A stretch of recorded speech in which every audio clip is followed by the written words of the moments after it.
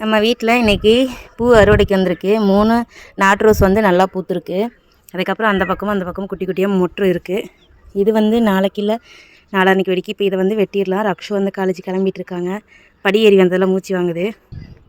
பாருங்கள், நம்ம வீட்டு செடி பூத்துருக்கு. இப்போ போய் ரக்ஷு தலையில் வச்சு விட்டுறலாம். இப்போது பன்னீர் ரோஸ் வந்து 2 பூ வந்து ஜடையில் நீர் ரக்ஷோட தலையில் வைக்க போகிறோம். சேஃப்டி பின்னில் வைக்க போகிறோம். இது எப்படி வைக்கிறதுன்னு நிறைய பேர்த்துக்கு டவுட்டு. நான் பின்ன ஃபஸ்ட்டில் வந்து எப்படி பூ கோக்கிறதுன்னு தான் போட்டிருந்தேன். இப்போ வந்து நம்ம எத்தனை பூ வேணுமோ அத்தனை பூ வந்து நம்ம இப்படி எடுத்துக்கலாம். இப்போ பாருங்கள், நமக்கு காம்பு தெரியாது, பூ மட்டும் தெரியும். அப்படியே கொண்டு போய் நம்ம முடியல நல்லா முடி கொஞ்சம் அதிகமாக எடுத்து அப்படி போட்டோம் அப்படின்னா நம்ம சேஃப்டி பின்னில் தான் பூ வச்சுருக்கோங்கிறதே தெரியாது.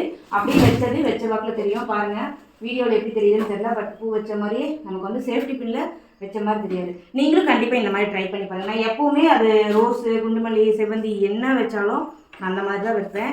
ஸோ எத்தனை பேர்த்துக்கு பன்னீர் ரோஸ் பிடிக்கும்னு சொல்லுங்கள். இது நம்ம செடியில் அறுவடை பண்ணது.